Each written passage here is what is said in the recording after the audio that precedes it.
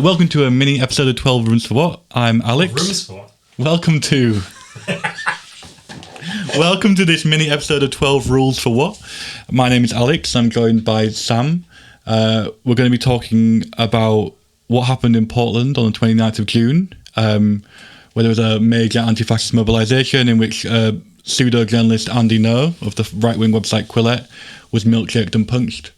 We're going to talk a little bit about disinformation and how we can combat. So over the last few weeks, there's been a kind of uptick, I think, in people, particularly in American media, talking about anti-fascism. Why is that? On the 29th of June in Portland, there was an anti-fascist counter-mobilisation to a Proud Boy demonstration by a number of groups, including Rose City Antifa, which are like the militant anti-fascists of Portland, I guess, and a more popular, broad-based group called Popular Mobilisation, who seem to play a role that in some time LAFA could play, in that they're trying to get a lot of people out into much safer mobilisation in order to get numbers out onto the streets. LAFA is London Anti-Fascist Assembly. It's a group that's been set up this year in order to kind of broaden the base of anti-fascist activism in London.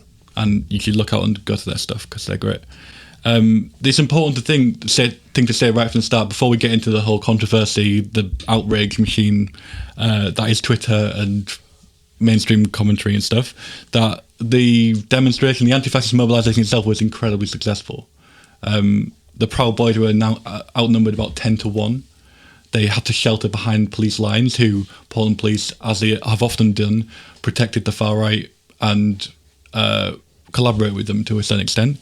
And it's an example of like a number of different tendencies on the left coming out and playing a role within a broader day, which is something that we need to learn here in the UK.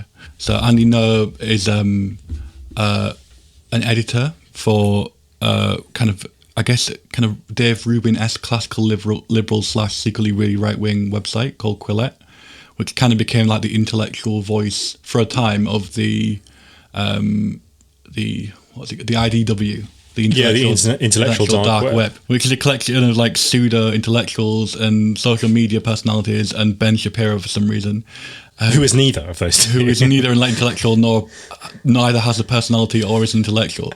Who they and the IDW are almost like boringly anti-PC. They hark back to like, you know, the kind of shock comedy of the early 2000s, late 90s in a way. But like without the comedy most of the time. Without the comedy, they're not funny and they're not not particularly clever. But there are some quite kind of heavy hitters in there. Like Joe Rogan's a piece of fluff, but he has like the most popular podcast in the world. It regularly gets millions of views. His recent interview with Ben Shapiro got 3 million views for a 3-hour interview. Yeah, it's kind of wild, just the duration of these things, like just how much people are consumed by these things is way more even than they would be by traditional media. I think there was a sense about kind of maybe 10 years ago when YouTube was first becoming really big, that what was going to happen was that people were just going to fragment, and there was going to be no long form content. It was just going to be shorter and shorter things. That's now proven to be, I think, totally not the case, in the sense that, you know, there are now these 3-hour, 5-hour streams. Sargon doing 5-hour streams regularly. I mean, it's just people just like the voice in their room. I think people are lonely and they want like a constant sound of someone else talking. Yeah.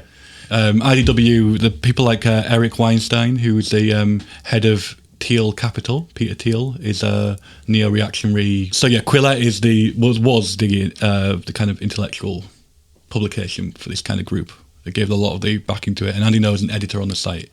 He was famous. He's got famous over the last couple of years, reporting on fascist and anti-fascist confrontations in Portland, Oregon, where he's from.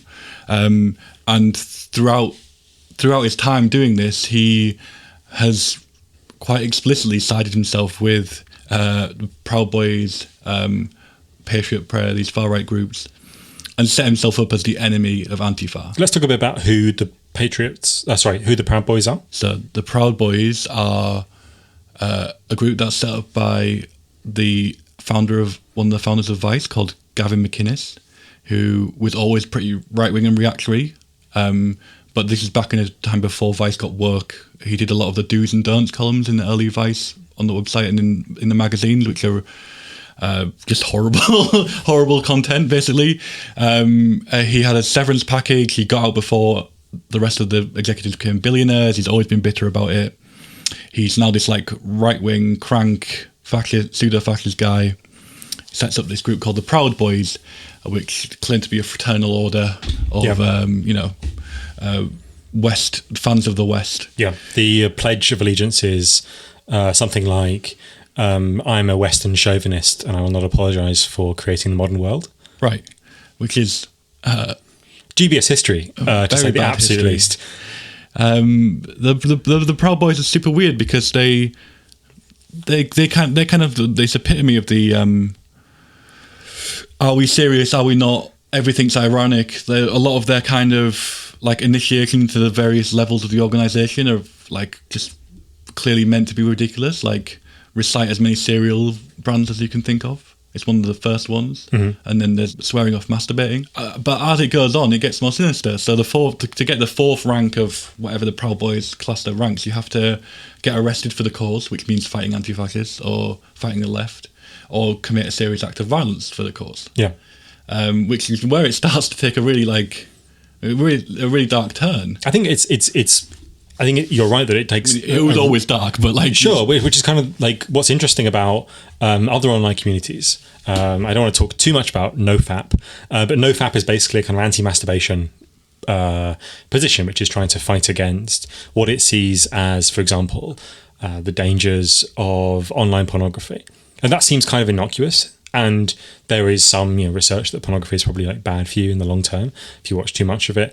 But also at the same time, it is a kind of a sexual cleanliness, a refusal of what they see as sexual degradation, what they see as kind of social degeneracy. These are all things that are completely classically fascist. These are all things that are completely contained within the far right's sense of how culture moves, how culture changes. So it's not like the swearing off masturbation is just kind of a comedy thing. Although for sure, if you don't masturbate, you're obviously not immediately a fascist, but there are some connections here, even but with these kind of lower levels of initiation with traditional right-wing thinking.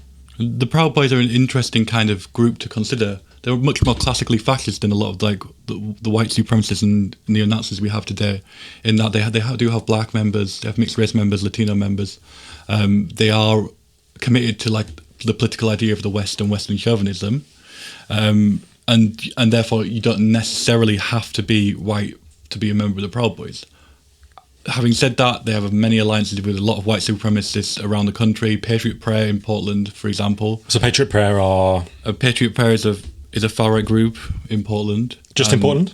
It's a local group. Right. And they're kind of like an almost like continuation of Tea Party politics. So they're like for free speech and they're against big government, but they've got much more racialized twist to their politics as well.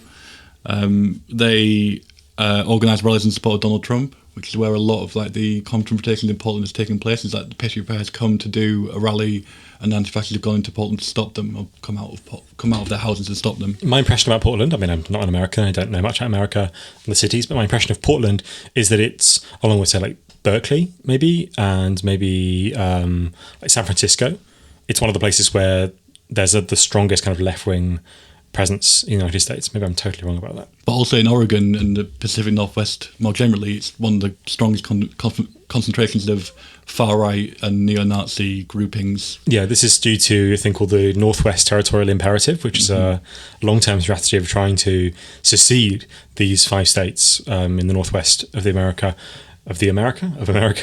by moving as many white supremacist families into the area as possible. And the FBI, or one of the state agencies, believes that thousands of families have relocated to this area. Yeah, it's a fairly long time. A decade. A few thousand families seems like quite a lot, but in the context of like millions and millions of people who live in this area, it's really not that much. And certainly the kind of urban areas around there, Seattle, for example, are like famously quite left-wing, are quite liberal in comparison. And so the tension they're really kind of playing on is this rural-urban tension, rather than necessarily anything specific as far as I can tell about the Northwest, although the Northwest of the United States has fewer people of colour than most other places in America. Also, it goes straight back to Oregon's founding.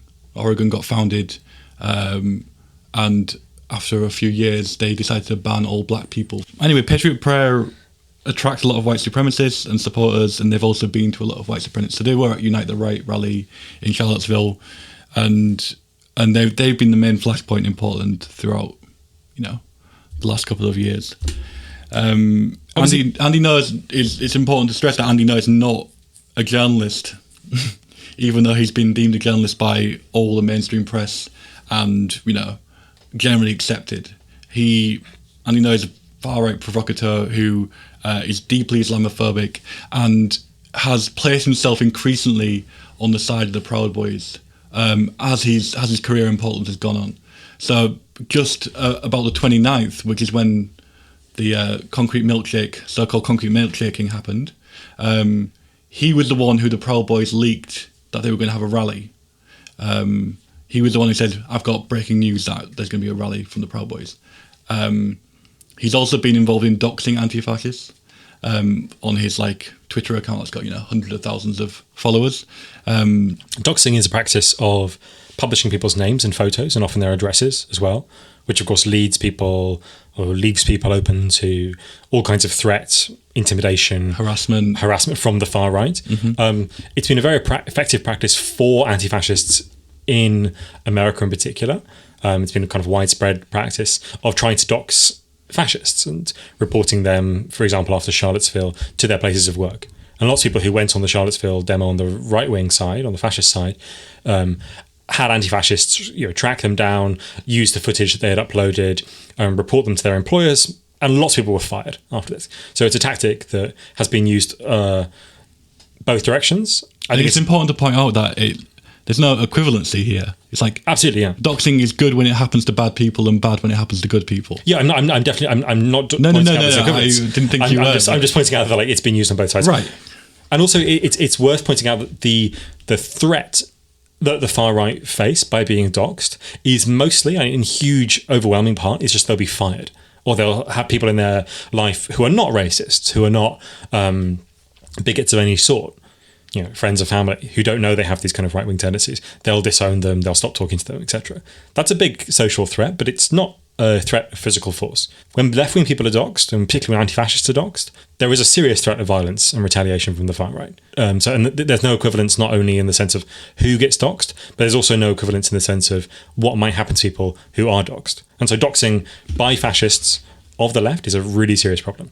So Andy Ngo, just on the 1st of May, doxed an anti-fascist activist who had been punched by a Proud Boy and was on the floor. He took a photo of her while she was on the floor bleeding and named her in his tweet, doxed her. And this is all part of... He's one of these people who's been really complicit in this construction of a violent, terrorist, out-of-control, Antifa, all capital letters, that are a fundamental threat to American democracy. That's the story. Which is the construction is made, and obviously this is not true. Obviously, so there's the construction of this violent, democracy-threatening organisation called Antifa, all capital letters. When if you just do a basic tally of the violence on either side, there's been hundreds of people killed by far right. Shooters, terrorists, bombers over the past 20 years, and none who've been killed by anti-fascists. It's really simple. And to draw equivalency between having some milkshake thrown on you and killing a bunch of people for worshipping a certain religion is obviously disingenuous to the extreme and a political ploy. And there's no way you can describe this in any way as journalism. It's propaganda, pure and simple. This is Andy Ngo, spelled Ngo, by the way. Yeah. He has a number of issues in which he's very animated about. One of them is Islam. He did his degree on political Islam. He had his first journalism controversy when he misreported what a Muslim student had said on a panel for the student newspaper and ended up getting fired by the student newspaper for that thing. He had a very famous, or very controversial column in the Wall Street Journal, which was an attempt at kind of a piece of, what is it called, gonzo journalism, where he wrote about the kind of Islamic terror facing London. And kind of construe council rules about drinking in public places for Islamic Sharia rules about prohibition on alcohol, which is clearly not true. And there was a as part of the backstory to that, he related a time that he'd been to London, I think as a teenager, as a 13-year-old, and he'd seen a woman dressed in a niqab, and he said he was frozen with terror at the sight of this woman. So clearly there's a deep strain of Islamophobia throughout all of his writing. And the other one is a relentless campaigning against Antifa, as he terms it. He is based in Portland, and so he's covered a lot of the anti-fascist confrontations that have happened between Proud Boys and Patriot Prayer and other anti-fascist groups. And it's become increasingly more and more clear as he's done this reporting and as he's done this propaganda of where his sympathies lie. He has openly said that the Proud Boys are not a fascist organisation. He regularly doxes anti-fascists. There's a quite chilling tweet from May Day this year of a picture of an anti-fascist woman, anti-fascist person who'd been hit over the head and was on the floor, and he doxes her, says her name to his hundreds of thousands of followers. Obviously, this is, incredibly violent thing to do to somebody. Andy Ngo came to the June 29th Proud Boys demonstration, as he usually does, with his camera. And the way the incident was constructed, he is a journalist, he gets mobbed by anti-fascists, he gets punched, he has a milkshake thrown over him, vegan milkshake thrown over him. And he has to go to hospital with a brain bleed, hemorrhage has been held overnight. He had a crowdfunder set up by another right-wing personality called Michelle Malkin, which has raised, over $300,000, probably more by now, to help him with his healing, even though he's been tweeting his whole process. The thing about it is that it's a clear example of right-wing disinformation as a tactic that we haven't really grappled with. These video clips we get shorn of context.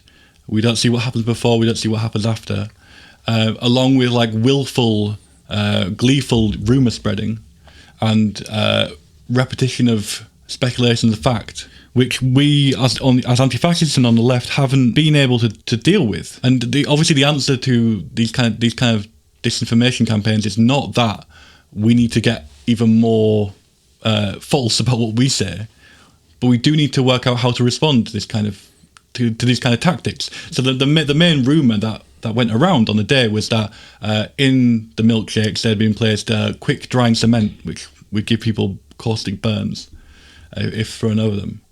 This came from a report from the Portland Police Department, who said they'd had it reported. One of their lieutenants had seen the milkshake mixture that looked to him like cement. They'd had a recipe sent to them, which was, obviously shouldn't have been taken seriously because it was this recipe for milkshakes, which had a quick drying cement in it. Clearly wasn't meant to be, probably was meant to be taken seriously, but it clearly wasn't serious. And as soon as the police tweeted this, it was jumped upon by a bunch of far-right conspiracy theorists and circulated from there. And you see this kind of filtering effect throughout kind of social media, throughout Twitter, where this crazy claim is picked up and spoken as true by the fringes. And then as it spreads out, it's slowly picked up by more and more legitimate right-wing and conservative thinkers. Websites like Red State or Human Events. And eventually infects the whole media thing as this kind of story, in inverted commas, takes a life of its own. And so you have Lizzie Dearden in The Independent, who wasn't in the US, wasn't there on the day, writing a story about how anti-fascists were using quick drying cement in their milkshakes, and was in no way critical of that, at least at first. You have the usual suspects of Fox News, which initially had this headline of quick drying cement in milkshakes before it got taken off again. And I was arguing with some of these people on the podcast Twitter account. It's at 12 Rules for what? On Twitter. Throughout the day, and it's genuinely was quite exhausting and disheartening experience, because you just have these bunch of random Twitter egg accounts people with tens of followers, 100 followers or whatever, repeating this as fact. When you ask for evidence, they just link to the same old tweets that they saw it. And it's really difficult to be able to think about how we convince someone who's already taking a very unreasonable position on a lot of things that this particular unreasonable position is not true, especially when it's been taken up by people like Jake Tapper, who's a big guy on CNN. There's nothing you can do about it. Then Jake Tapper has like 1 million followers on Twitter. You can't. There's no way you can refute that to be effective in any way. This whole milkshaking thing, it's kind of the whole cement milkshake thing is the kind of natural conclusion of what was being talked about when the first milkshake wave of a few months ago happened during the Euros, where you had people like Sam Harris, you had people like Nigel Farage saying, first of all, this is assault, very serious offence. Second of all, it's a practice for more serious things to come. What if there's acid in here? What if they didn't say cement at the time, but if they thought about it, they would have done. And what we're seeing now, which is really concerning, is a bunch of far-right people in Portland around saying milkshaking could have an acid in it, cement in it, therefore we should have our guns, we should protect ourselves against milkshakes by using force in return. And so what we're seeing now is this incident has acted as a justification for a bunch of people to be more likely to shoot people for throwing a milkshake up at someone else. It's also, it justifies or kind of gets out of the bind that when we first talked about milkshaking a while ago, we said there was this kind of bind between two positions. On the one hand, you don't want to look weak, and therefore you don't want to kind of not respond or kind of laugh it off. On the other hand, you don't want to look like you're overreacting. So you don't want to kind of pursue someone who's got a milkshake, who's thrown a milkshake over you, and hit them or call for their deaths or whatever you might do. So you don't want to overact, but also you can't not react. And so it puts you into this really good, kind of interesting bind when you get a milkshake thrown on you. And what this wet cement thing, or this quick drying cement conspiracy theory does, is solve that bind. So it allows you to overreact and be justified in your overreaction. Let me play the part of a kind of a naive liberal momentarily. It's nothing new. Nothing new at all. So I'm okay with violence. I'm okay with anti-fascist violence. That's good. As long as there is some direct, real fascist threat to people. I'm not okay with anti-fascist violence when people are just designating whoever they want to as fascists. They're just saying this person is a Nazi, therefore we can beat them up. I'm not okay with that at all. But I think there's a legitimate form of community defence here. In Andy Ngo's case, there was absolutely no reason why we should have been, or anti-fascists should have been scared of him to the extent that they would then attack him. Posting someone's pictures, although it's irritating and potentially damaging, definitely isn't physical confrontation. It isn't physical violence. So why should I accept that sometimes people who have done doxing, for example, are legitimate targets for anti-fascist violence? What could be the direct consequence of this? What happened to Andy Ngo? For one thing, we don't know yet. He might double down. He might get pushed even more to the right wing. He might become a more open, committed fascist character, or he might go the path of Richard Spencer, who got punched in the face at the J20 demonstrations, humiliated around the world, and has essentially dropped off the face of the earth for a year and a half or whatever, because anti-fascist violence was so effective in shutting down his speeches in universities and his organising that he declared that Antifa had won against him. Now, Andy Ngo, I think doxing constitutes an act of violence against another person, and I think that actually to dox someone, to their family, friends, to fascists who have a propensity towards violence is much worse than having a milkshake thrown on you. It goes to a certain kind of liberal notion of speech and violence that really does need to be challenged. Like, some speech is not okay. Some speech is not acceptable. Doxing anti-fascists, people who are out to fight, really violent, supremacists in the Proud Boys Patriot Prayer, is not okay. It shouldn't be okay. It's acceptable to wider society. and whatever Noah's supporters, which constitutes a large amount of society, it shouldn't particularly matter. The violence thing is the classic liberal thing of who gets to do violence, who doesn't get to do violence, and for what reason. Like, liberals are really happy, are fine with prisons and police. It's a really fundamentally basic point.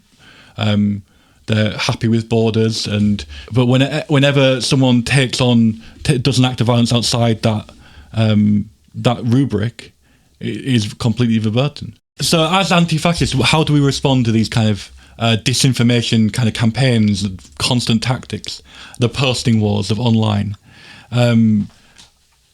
I mean, in some respects, the answer is to like post harder than they can. A lot of ground is often ceded to these platforms. YouTube is the prime example we will talk about in an upcoming episode. But also things like Twitter, like people are only just starting to put out their own version of what happened and really try and wrestle with narratives. You need to be challenging what these people put out, and it's exhausting work, but it is also necessary. If we had allowed the cement story to become cemented in people's minds, then that's suddenly like Antifa really is a domestic terrorist organisation out to seriously wound innocent journalists, and therefore, what will be the state's response to those anti-fascist groups? You do need to be constantly combating, challenging, contesting these things that people say, because ultimately the state is quite willing to include anti-fascism in its list of banned groups, or police it much more harshly. We could have an anti-fascist scare, much like there was a Green Scare in America. A lot of people went to jail for very minor things and for a long time, and that would be bad if a bunch of anti-fascist activists got sent to jail for a long time, because it would give fascists a more freer rein to organise and grow stronger. And so it goes back to this weird, I guess it goes back to this weird kind of ambiguity with how the state functions in like the mind of a militant anti-fascist organisation, because you ostensibly want to be independent, separate. I think that's an important part of your politics, to not work with the police. And at the same time, you do need to engage in certain ways, even if it's non-directly, because if you suddenly get proscribed, if you suddenly get banned, then you're in a bit of a pickle, to say the least. And so there is, this speaks to like a role of like a broader movement. We need people like Mark Bray to be making these arguments very publicly, even if he is a bit unsure about having that role thrust upon him. And we need other groups to do more street-based direct action work that they're not going to be trumpeted for, and people aren't going to find out about, but it's equally important. The best way to prevent the spread of disinformation is to go to patreon.com/12rules for what and give us $2 a month. And we've got some new tiers now. We've got Comrade, Bigger Comrade, and Huge Comrade. And eventually I'll do a $40 and it'll be bloody hell, Mega Comrade, Galaxy Comrade. I don't know. 12 rules.